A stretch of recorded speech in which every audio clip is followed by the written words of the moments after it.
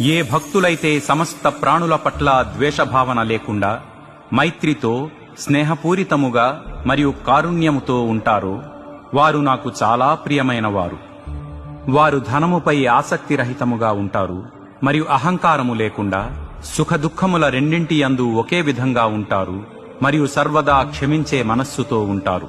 వారు ఎల్లప్పుడూ తృప్తితో, భక్తితో నాతోనే ఏకమై ఆత్మనిగ్రహంతో, దృఢ సంకల్పంతో మరియు మనోబుద్ధులను నాకే అర్పించి ఉంటారు. లోకమున ఎవ్వరినీ బాధపెట్టనివాడు మరియు ఎవరిచేత ఉద్వేగమునకు గురికానివాడు సుఖాల్లో, బాధల్లో ఒక్కలాగే ఉంటూ మరియు భయము, ఆందోళన రహితముగా ఉన్నటువంటి నా భక్తులు నాకు చాలా ప్రియమైనవారు. ప్రాపంచిక లాభముల పట్ల అనాసక్తతతో ఉండి, బాహ్యాంతరములలో పవిత్రంగా ఉండి, దక్షతతో, ఉదాసీనంగా, కలతలు లేకుండా మరియు అన్ని వ్యవహారములు